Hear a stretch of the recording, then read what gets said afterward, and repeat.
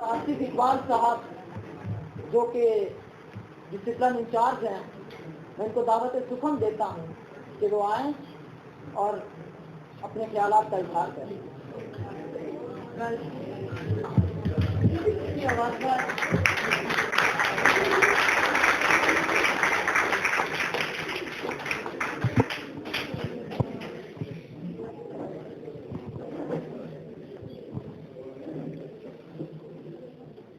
تعریفیں سب اس اللہ رب العزت کے لیے ہیں جنہوں نے زمین و آسمان بنائے، 18,000 مخلوقات کو مابعوث فرمایا، اور ان میں سے اشرف المخلوقات انسان کو بنایا. یہ اللہ رب العزت کی بہت بڑی نعمت ہے. اور اس کے ساتھ ہی پھر اللہ رب العزت نے سورہ الفرقان میں فرمایا کہ اے محمد صلی اللہ علیہ وآلہ وسلم، ہم نے آپ کی امت کو باقی تمام امتوں میں سے بہترین امت بنایا ہے. یہ خود بھی اللہ اور اس کے رسول صلی اللہ علیہ وآلہ وسلم کے احکامات کے مطابق زندگی گزاریں، اور دوسروں کو بھی اللہ اور اس کے رسول صلی اللہ علیہ وآلہ وسلم کے احکامات کے مطابق زندگی گزارنے کا حکم دیں، یعنی خدائی فوجدار بن کر رہیں. یہ منصب ہے حضور پاک صلی اللہ علیہ وآلہ وسلم کی امت کا.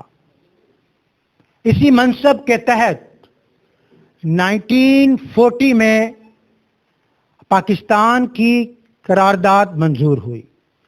مینار پاکستان کے تلے 23 مارچ 1940 میں یہ قرارداد منظور ہوئی کہ ہم مسلمان دو قومی نظریہ رکھتے ہیں، لا الہ الا اللہ محمد رسول اللہ صلی اللہ علیہ وآلہ وسلم کے احکامات اور آپ کی سنت کے مطابق ہم زندگی گزاریں گے.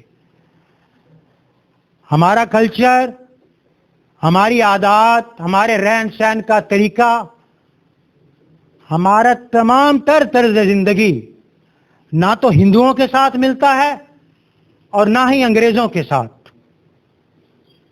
ہم غلامان رسول صلی اللہ علیہ وآلہ وسلم ہیں، لہذا ہم اپنا ایک الگ خطہ لے کر رہیں گے جس میں صرف اللہ رب العزت کی بندگی کریں گے. 1947 میں 7 سال کی جد و جہد سے اللہ رب العزت کے معجزے سے یہ ملک پاکستان ہمیں ملا.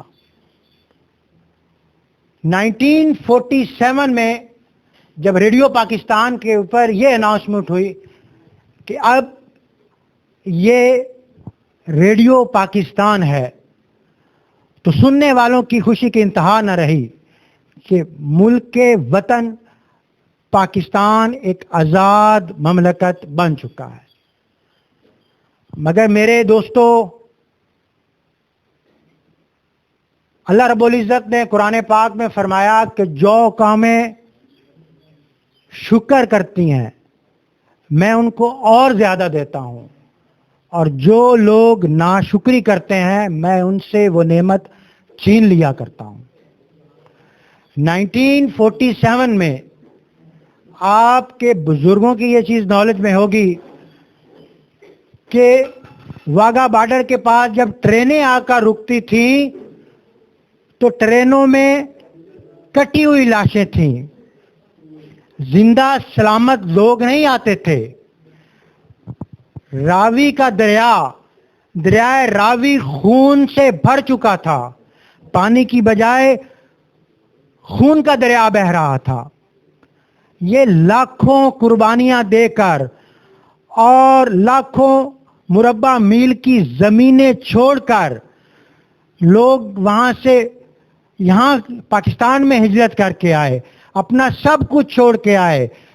کچھ ایسے بھی تھے جس نے اپنی پوری اولاد لٹا دی، کوئی بیٹی بچی تو نہ اس کا باپ تھا، نہ ماں اور نہ بھائی. مگر بات یہ ہے کہ کہتے ہیں کہ حرف تسلی ایک تکلف، جس کا درد اسی کا درد.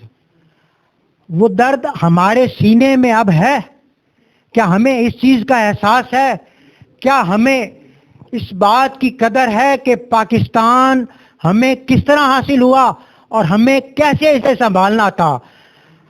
ہمیں اس میں اپنے حصے کا بھی کنٹریبیوشن چاہیے تھا نا. ہم نے بھی تو کنٹریبیوٹ کرنا تھا. اس پاکستانی قوم نے کیا کنٹریبیوٹ کیا؟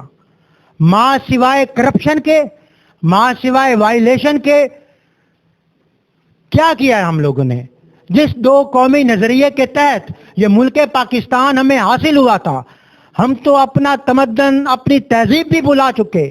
آج ہمارے بچے انڈین کلچر کو فالو کرتے ہیں، آج ہمارے بچے برٹش کلچر کو فالو کرتے ہیں. آپ کا رہن سہن، اٹھنا بیٹھنا، آپ کی زندگی کے سارے معاملات، آپ کا لائف سٹائل کیا ہے؟ کبھی آپ لوگوں نے اپنے اندر جھانکا ہے کہ آپ لوگوں میں مسلمانوں والی کون سی بات ہے، آپ میں پاکستانیوں والی کون سی بات ہے؟ اب ہم اس نیج پہ پہنچ چکے ہیں کہ اب پھر سے یہ عرض پاکستان، یہ ملک پاکستان ہم سے قربانی کی ڈیمانڈ کر رہا ہے. ریولوشن کی ڈیمانڈ کر رہا ہے. آپ بتائیں، مہنگائی کا اعتبار سے، رول آف لا کے اعتبار سے، لا اینڈ آرڈر کے اعتبار سے کہیں آپ کو جسٹس دکھائی دیتا ہے؟ کہیں آپ کو کہیں کوئی ڈسپلن دکھائی دیتا ہے؟ قائد اعظم نے کہا تھا فیتھ، یونٹی اینڈ ڈسپلن، یہ تین چیزیں ہیں جو آپ کو دنیا سے آگے لے جائیں گی. ڈاکٹر علامہ اقبال نے کہا کہ نشان یہی ہے زمانے میں زندہ قوموں کا، نشان یہی ہے زمانے میں زندہ قوموں کا کہ صبح و شام بدلتی ہیں ان کی تقدیریں، لیکن مردہ قوموں میں یہ خوبیاں نہیں ہوا کرتی. ہم اگر زندہ ہیں تو ہمیں زندہ قوم کا ثبوت بھی دینا چاہیے. بہت سی باتیں ایسی ہیں جو آپ کا ایج گروپ جو ہے اس میں اتنی کیپیسٹی نہیں ہے کہ میں آپ کو وہ بات کہہ سکوں، وہ ہسٹری آپ کو بیان کر سکوں، لیکن بڑی لائٹ سی بات، لائٹ سے ورڈز میں آپ کو یہ کہنا چاہوں گا، آپ میں سے کتنے اسٹوڈنٹس ایسے ہیں جو اس ملک پاکستان کی تقدیر سنوارنا چاہتے ہیں؟ کتنے اسٹوڈنٹ ہیں آپ میں سے ایسے؟ کسی کا یہ ڈریم ہوگا کہ میں نے انجینئر بننا ہے، کسی کا یہ ڈریم ہوگا میں نے ڈاکٹر بننا ہے، زیادہ سے زیادہ بیوروکریٹ بنیں گے، اس سے بڑھ کے کچھ بھی نہیں. آپ میں سے کتنے بچے ہیں جو یہ کہیں کہ ہمیں سائنٹسٹ بننا ہے؟ کوئی ہے آپ میں سے؟ کوئی ہے آپ میں سے کوئی یہ کہے کہ مجھے انٹرنیشنل لیڈر بننا ہے؟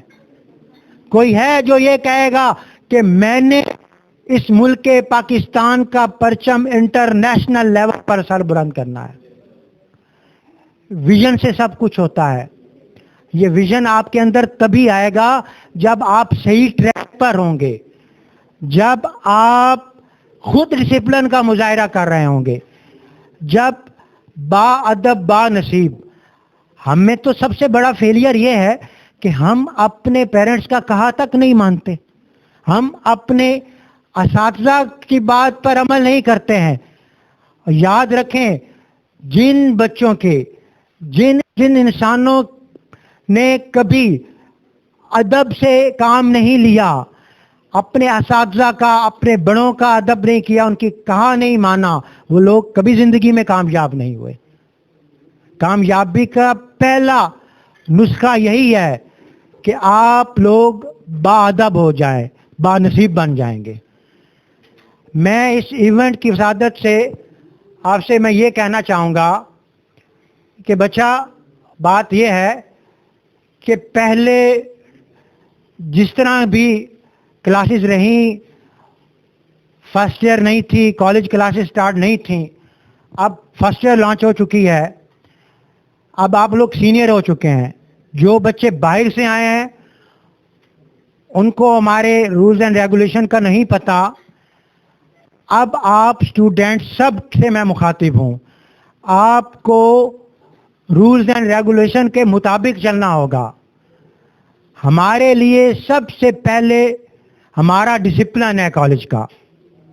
جو بچہ ہمارے ڈسپلن کو وائلیٹ کرے گا ہم کسی قسم کی کوئی نرمی نہیں برتیں گے، خواہ وہ کتنا لائق فائق ہے، خواہ وہ کتنی ہی بڑی فیملی سے بلانگ کرتا ہے۔ یہ بات اپنے ذہن میں آپ رکھ لیں۔ پہلی بات، آپ جینٹس، یہ جو گرلز کیمپس ہے اس میں نو انٹری، کوئی بھی بچہ گرلز کیمپس سائٹ پہ نہیں جائے گا۔ نمبر 2، کوئی بھی اسٹوڈنٹ، خواہ وہ گرلز ہیں یا بوائز، وہ ڈیورنگ کلاس اپنے کلاس روم سے باہر نہیں نکلیں گے، خواہ اساتذہ، خواہ ان کا ٹیچر کلاس روم میں موجود ہے یا نہیں ہے۔ آپ بچے سارے 5 منٹ پہلے اپنے کالج ٹائم سے اپنے کلاس روم میں انٹر ہوں گے۔ نو لیٹ نو ویٹ۔ کسی بچے کی جو لیٹ ہونے کی صورت میں معذرت قبول نہیں کی جائے گی۔ آج بھی بچے بہت سے تھے جو 20 منٹ لیٹ ہوئے، کچھ لوگ 30 منٹ لیٹ ہو جائے، 5 منٹ کی گنجائش نہیں ہے۔ پہلے آنا، پنچول بنائے خود کو، ریگولر ہوں اور پنچول ہوں۔ اور ایک بڑی اہم بات وہ یہ ہے کہ موبائل الاؤ نہیں ہے۔ کوئی بھی اسٹوڈنٹ، خواہ گرلز ہیں چاہے بوائز ہیں، سیل فون لے کر نہیں آئیں گے۔ اگر کسی اسٹوڈنٹ سے ہمیں موبائل فون مل گیا تو پھر اس سے کوئی نرمی نہیں برتی جائے گی۔ کوئی بچہ جب کالج میں آ جاتا ہے تو اس کے بعد وہ کالج سے آؤٹ نہیں ہوگا۔ اور خاص طور پہ آپ سب اسٹوڈنٹ سے یہ التماس ہے کہ آپ کے پیرنٹس جب آپ سے ملنے آتے ہیں تو پہلے ہمارے ایڈمن بلاک سے رجوع کریں۔ ہمارے ایک پروسیس ہے، اس پروسیس کے تحت آپ سے ملنے دیا جائے گا۔ کسی کو بھی ناراض ہونے کی ضرورت نہیں ہے کہ وہ ڈائریکٹ کیمپس میں یا بوائز کیمپس میں جائیں گے۔ فرسٹ آف آل انہیں ایڈمن بلاک میں آنا ہوگا۔ اس کے علاوہ کسی بھی قسم کی وائلیشن، آپ بہت سمجھدار ہیں، آپ خود سمجھتے ہیں کہ وائلیشن کی ٹائپس کیا ہوتی ہیں۔ اگر آپ لوگ ڈسپلن پر امپلیمنٹ کریں گے تو یہ بیسٹ اسٹوڈنٹ کی کوالٹیز میں ہوتا ہے، اور جو بیسٹ اسٹوڈنٹ ہوتا ہے وہ ہمیشہ اپنی اسٹڈی پر جو ہے وہ کنسنٹریٹ کرتا ہے، اس کا فوکس اپنی اسٹڈی پر ہوتا ہے۔ اچھے بچے، اچھے اسٹوڈنٹ ہمیشہ اپنے کالج کے ڈسپلن کا خاص خیال رکھتے ہیں۔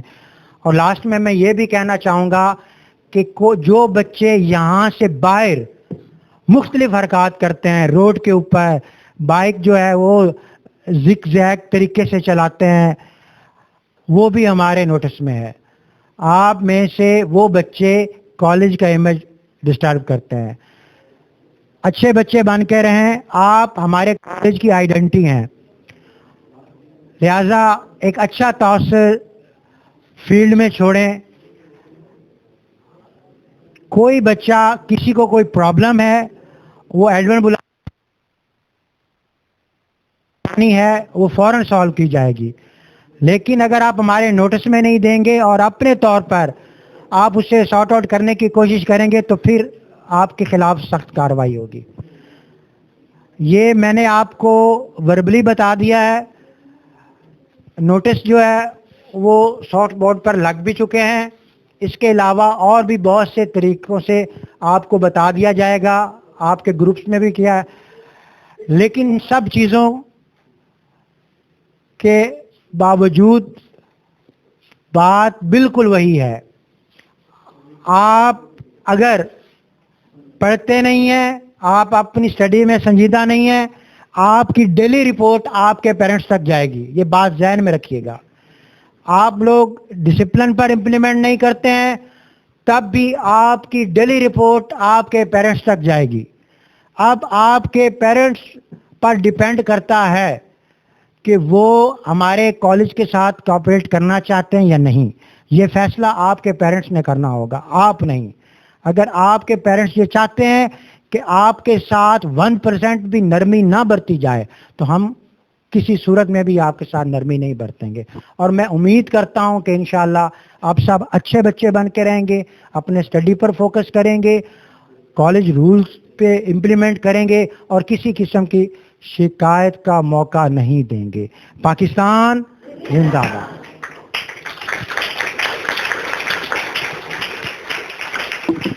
Starting with the name of the Allah, the most merciful and gracious. Honorable teachers, dear students, Assalamu alaikum. First of all, I would like to wish you all a very happy Independence Day. Today, I am here to present a speech on Independence Day. Dear audience, our beloved country Pakistan get independence on 14 August 1947. The word Pakistan is a combination of the two words. The Pak mean Perth and Stan mean homeland. Both the two words are arranged with two languages, Urdu and Persian. Thousands of the brave freedom fighters sacrificed their lives to get freedom from British rule. They started their struggles when one person thinks about the son of the freedom. Sir Syed Ahmad Khan presented the two-nation theory, and this two-nation theory cleared the vital concept that the separate homeland for the Muslim of the subcontinent was indispensable. Please stop, listen to me. The two-nation theory cleared the vital concept, and this two-nation theory, Allama Iqbal, our national poet, Allama Iqbal presented the dream of two-nation theory. And the dream of separate homeland presented by Imam Allama Muhammad Iqbal.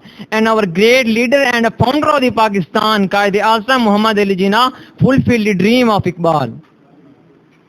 There is an old saying and a beautiful saying. Stars are many but moon is one. Stars are many but moon is one. Heroes are many but Quaid is one. Dear audience, our beloved country Pakistan has been independent in the result of hard work of our great leader Quaid-e-Azam. It was the 14th of the August when the Muslims of the subcontinent were able to get their own land where they could live their life according to their religion Islam. Dear audience, due to these brave heroes, we are living happy life today. We should perform all our duties with great zeal as a responsible citizen. But our Pakistan of Jinnah, Pakistan of Iqbal is facing many problems such as instability, insecurities, corruption and some political issues. But we should promise to each other that we will stand against all these challenges and problems. I want to conclude my speech by saying that work hard and makes the Pakistan the strongest, powerful and disciplined country of the world. So raise your hand and say loudly with me, Pakistan, Pakistan. Thank you.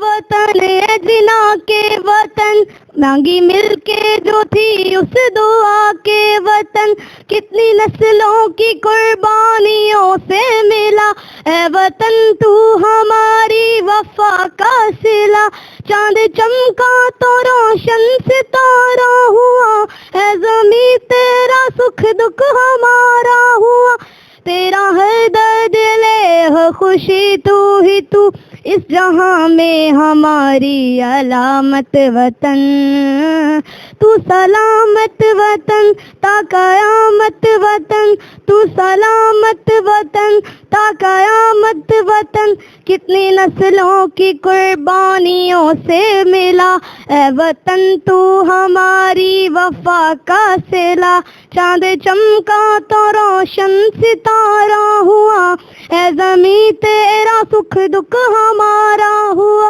تیرا ہر درد لے ہو خوشی تو اس جہاں میں ہماری علامت سلامت وطن تو سلامت وطن تا قیامت وطن تو سلامت وطن تا قیامت وطن ساری دنیا میں اپنا یہ سچ ہے زمیں اس زمیں کے مکینوں کا حق ہے زمیں اس وطن کی صبح رات تو ایک ہے مختلف ہے زباں بات تو ایک ہے اس سمندر سے اوپر پہاڑوں تلک جلتے کشمیر کے سب چناروں تلک تیرا ہر درد لے خوشی تو ہی تو اس جہاں میں ہماری علامت وطن تو سلامت وطن تا قیامت وطن تو سلامت وطن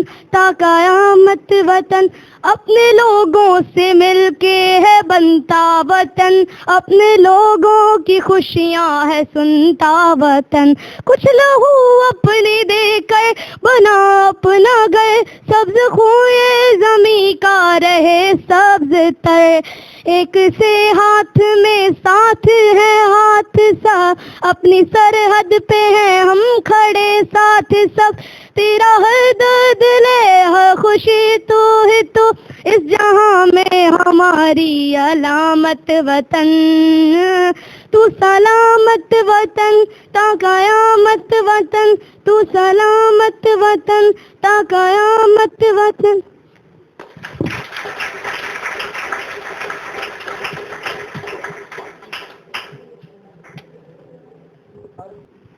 یہ وطن تمہارا ہے تم ہو پاس باعث کے یہ چمن تمہارا ہے تم ہو نغمہ خائص کے اس چمن کے پھولوں پر رنگ و آب تم سے ہے اس چمن کا ہر ذرہ آفتاب تم سے ہے یہ وطن تمہارا ہے تم ہو پاس باعث کے یہ چمن تمہارا ہے تم ہو نغمہ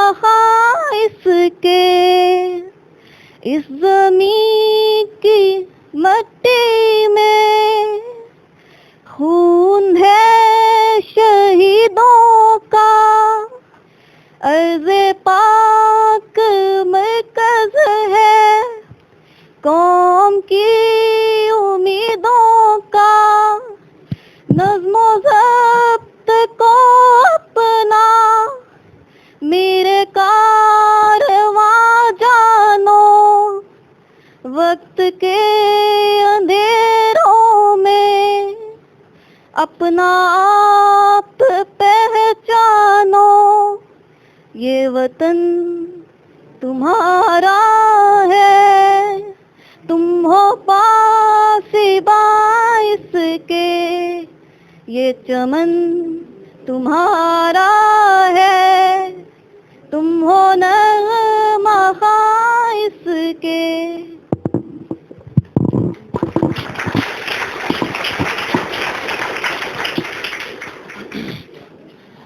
اے خاک وطن اب تو وفاؤں کا صلہ دے اے خاک وطن اب تو وفاؤں کا صلہ دے میں ٹوٹتی سانسوں کی سفیلوں پہ کھڑا ہوں اردو تقریر کے لیے میں ملتمس ہوں زویا بطول طاہرہ سے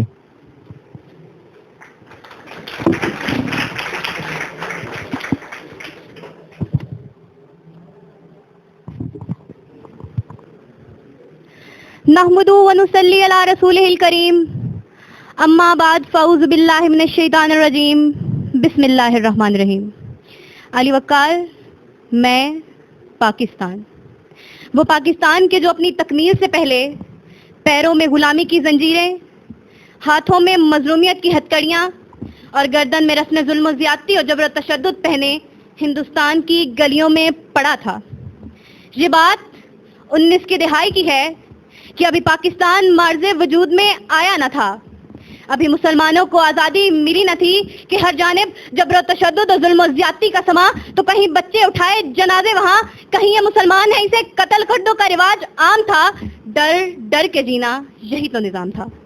آزادی کے لیے آواز اٹھانے والوں کی لاشوں کو جلایا گیا، کئی ماؤں کی گودیں اجاڑی گئیں، کئی بچوں کو یتیم کیا گیا، ارے کئی ضعیف باپوں نے اپنے بوڑھے کاندھوں پہ نوجوان بیٹوں کے لاشیں اٹھائے۔ علی وقار تو پھر ایسے میں تاریخ راہ تکتی تھی ایک ایسے شخص کا کہ جو انصاف دلائے گا، جو ان ظالم جابر جھوٹے لوگوں سے نجات دلائے گا۔ علی وقار کے پھر ایسے میں چراغ امید بشر نے سمت مغرب دیکھا تو مشرق سے ایک ایسا سورج طلوع ہوا کہ جو دین محمدی کا سپاہی بن کر نعرہ تکبیر بلند کر کے حق و صداقت کی شمشیر لیے ظلم کی زنجیروں کو کاٹنے آیا اور پیغام آزادی بلند کرنے آیا، اور پھر دنیا میں یہ دیکھا کہ جہد مسلسل کی داستان نگار وطن کی سلامتی کا عنوان بن گئی، اور پھر دنیا میں یہ دیکھا کہ دنیا کے نقشے پر ایک نئی اسلامی سلطنت پاکستان بن گئی۔ 27 رمضان مبارک کی رات کو قرآن کریم کا تحفہ عطا کرنے والے پروردگار نے 27 رمضان مبارک کو امت محمدی کو پاکستان کا تحفہ عطا کر دیا۔ کہ اب اقبال کے خواب کو پورا کیے ہوئے مسلمان کھڑے ہیں قربانیاں دیے ہوئے، اے قائد تو نے کر دکھایا کام وہ جسے ذرہ ہے آفتاب کو حیران کیے ہوئے، ذرہ ہے آفتاب کو حیران کیے ہوئے۔ بظاہر تو ایک بڑا عام سا جملہ ہے کہ ذرہ ہے آفتاب کو حیران کیے ہوئے، مگر جب میں اس جملے پر غور کرتی ہوں تو میں دیکھتی ہوں کہ میری نگاہوں کے سامنے فیروز خان ہیں کہ جو کارگل کی جنگ میں دشمن کو شکست دیتے ہیں اور تمغہ عزت حاصل کر کے آفتاب کو حیران کر دیتے ہیں۔ پھر میں دیکھتی ہوں کہ میری نگاہوں کے سامنے بہادر نوجوان ٹیپو سلطان ہیں کہ جنہوں نے جو دشمن کو شکست دیتے ہیں، انگریزوں کو دھول چٹاتے ہیں اور شیر محصول کا لقب حاصل کر کے آفتاب کو حیران کر دیتے ہیں۔ پھر میں دیکھتی ہوں کہ میری نگاہوں کے سامنے کمسن فاطمہ بنت عبداللہ ہیں کہ جو زخمیوں کو پانی پلانے کی تو شہیدوں کی صف میں شامل ہو کر آفتاب کو حیران کر دیا۔ پھر میں دیکھتی ہوں کہ میری نگاہوں کے سامنے شہید مقبول حسین ہیں کہ جن کی زبان کاٹ دی گئی، ناخن چیر دیے گئے اور انہیں پاکستان مرد آباد کہنے پر مجبور کیا گیا، مگر علی وقار انہوں نے اپنی کٹی زبان کے بہتے لہو سے دیوارے زندان پر پاکستان زندہ باد لکھ دیا اور آفتاب کو حیران کر دیا۔ علی وقار ہم نے اپنی تہذیب کو تھامے رکھا تو ہم بلندیوں پر پہنچے، ہم نے سنسار کو اونچا رکھا تو ہم کیسر و کثرت کے ایوانوں کو ایمانی طاقت سے لرزانے والے، ہم فتح مکہ کے موقع پر مدعا سنانے والے، ہم سومناتھ کے بتوں کو قدموں میں گرانے والے، ہم بحر ظلمات میں گھوڑے دوڑانے والے، کہ ہم ذرے ہیں آفتاب کو حیران کیے ہوئے۔ علی وقار پھر میں دیکھتی ہوں کہ میری نگاہوں کے سامنے جی ڈی سی کے ظفر عباس ہیں کہ جو کورونا کے باوجود غریبوں میں راشن تقسیم کرتے ہیں اور آفتاب کو حیران کر دیتے ہیں۔ پھر میں دیکھتی ہوں کہ میری نگاہوں کے سامنے عبدالستار عیدی ہیں کہ جنہوں نے دنیا کی نمبر 1 ایمبولینس سروس قائم کر دی اور آفتاب کو حیران کر دیا۔ پھر میں دیکھتی ہوں کہ میری نگاہوں کے سامنے محمد علی سٹپارہ ہیں کہ جو 8000 میٹر سے زائد کی بلندی پر چڑھ کر سب ہلالی پرچم لہراتے ہیں اور آفتاب کو حیران کر دیتے ہیں۔ علی وقار جب یہ ذرے آفتاب کو حیران کرنے نکلے تو بدر کے میدان میں 313، کربلا کے میدان میں 72، پاک فدائیہ کے راشن منہاس میں اور پاک فوج کے میجر صاحب، پارا چنار کے اعتداد حسن ہو یا پھر آرمی پبلک اسکول کی طاہرہ قاضی، ارے یہ وہ ذرے ہیں جو وطن عزیز کے لیے جانے تو قربان کر دیتے ہیں، ارے مر تو جاتے ہیں مگر وطن عزیز کے لیے یہ پیغام چھوڑ جاتے ہیں کہ ہر حال میں ہر دور میں تابندہ رہوں گا، میں زندہ اور جاوید ہوں، پائندہ رہوں گا، تاریخ میرے نام کی تعظیم کرے گی، میں تاریخ کی اوراق میں آئندہ رہوں گا۔ یہ ذرے ہیں آفتاب کو حیران کیے ہوئے۔ پاکستان پہ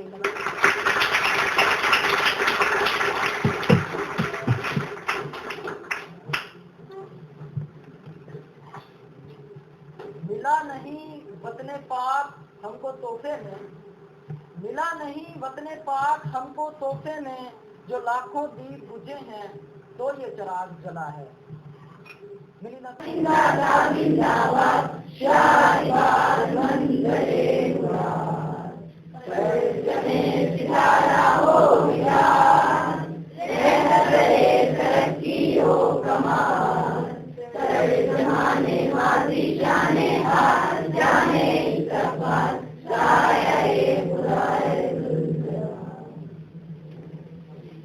ब्रेड है।